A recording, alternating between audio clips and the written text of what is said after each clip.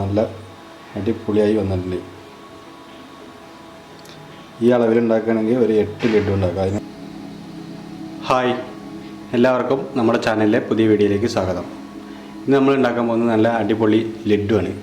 അപ്പോൾ അതെങ്ങനെ ഉണ്ടാക്കണം നോക്കാം.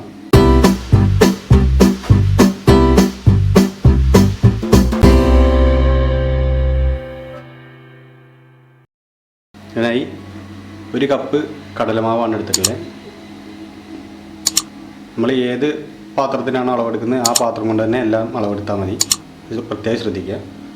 അപ്പോൾ 1 കപ്പ് കടലമാവ് ഇതൊന്ന് ആദ്യം അരിച്ചെടുക്കണം.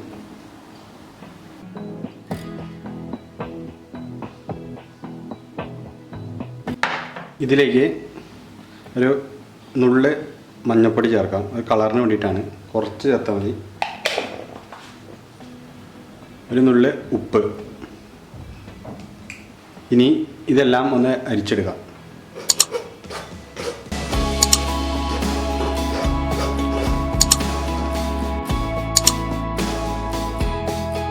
ലഡ്ഡു ഉണ്ടാക്കുന്നതിന് ആവശ്യമായി ബൂന്തി ആദ്യം ഉണ്ടാക്കിയെടുക്കാം.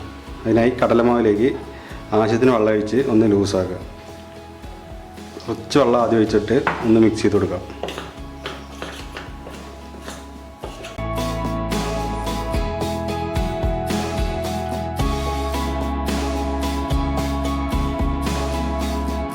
അപ്പോൾ മാവ് റെഡി ആയിട്ടുണ്ട്.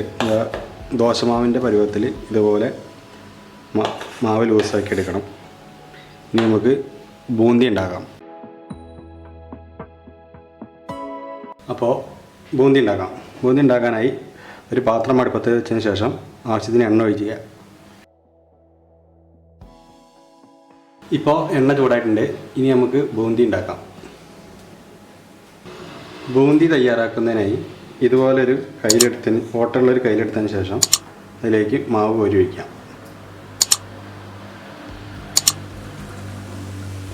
അതിങ്ങനെ വിട്ട് ഒഴിക്കണം.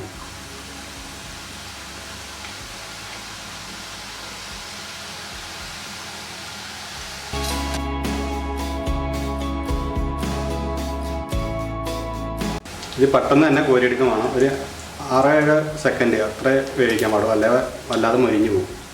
ഇത് കോരിയെടുക്കാം.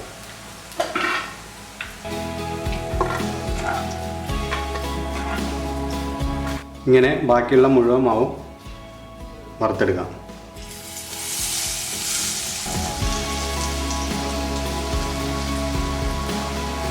ഇനി ഇതേ എണ്ണയിൽ കുറച്ച് അണ്ടിപ്പരിപ്പും മുന്തിരി വറുത്തെടുക്കാം.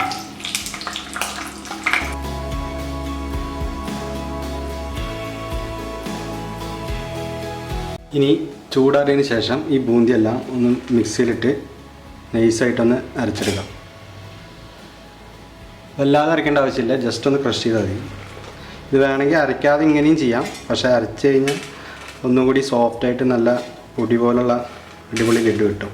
അല്ലാത്തവർക്ക് അരയ്ക്കാതെയും ചെയ്യാം.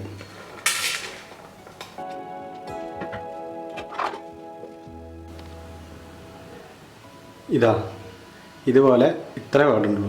അല്ലാതെ അരച്ച് പൊടിയാക്കി കളയരുത്. ഇതുപോലെ ഇത്ര അരച്ച് എടുക്കാം. അല്ലേ, ചെറിയ തരിയായിട്ട്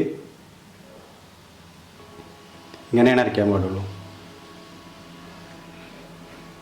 ഇനി നമുക്ക് ലഡ്ഡുവിന് ആവശ്യമായ പഞ്ചസാര പാനി ഉണ്ടാക്കിയെടുക്കാം. അതിനായി നേരത്തെ എടുത്ത മാവെടുത്ത അതേ കപ്പിന് 3/4 കപ്പ് പഞ്ചസാരയാണ് എടുത്തത്. അതിലേക്ക് 1/2 കപ്പ് വെള്ളം.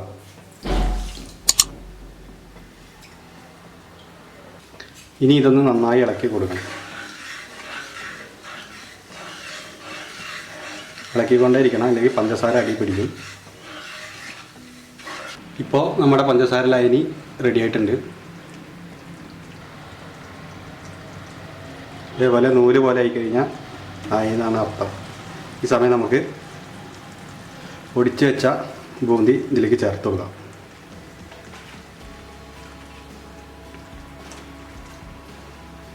തീ വളരെ നന്നായി കുറച്ച് വയ്ക്കണം. ബൂന്തി ചേർത്ത് ഒന്ന് ഇളക്കി കൊടുക്കാം. ഒരു 2-3 മിനിറ്റ്, 1 മിനിറ്റ് 1 മിനിറ്റ് ഇങ്ങനെ വെക്കണം. ചെറിയ തീയിലിട്ടിട്ടൊന്ന് ഇങ്ങനെ ഇളക്കി കൊടുക്കാം. അപ്പോൾ ആ പഞ്ചസാര ലായനി മുഴുവൻ നമ്മുടെ ബൂന്തി കുടിച്ചെടുത്തിട്ടുണ്ട്. ഇനി ഈ സമയത്ത് നമുക്ക് കുറച്ച് നെയ്യ് ചേർത്ത് കൊടുക്കാം. 1 ടീസ്പൂൺ നെയ്യ് കൂടി ചേർത്തിട്ട് തീ ഓഫ് ചെയ്യാം.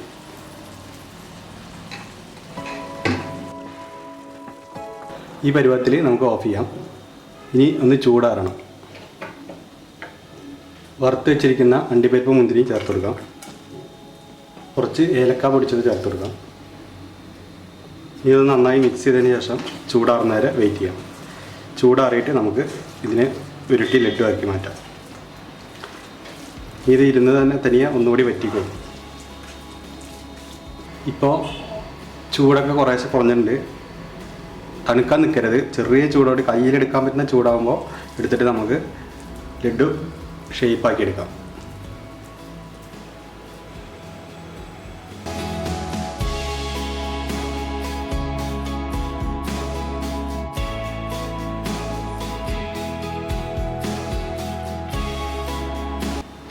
അങ്ങനെ നമ്മുടെ ലഡ്ഡൊക്കെ റെഡിയായി. ഇനി പൊട്ടിച്ച് നോക്കാം.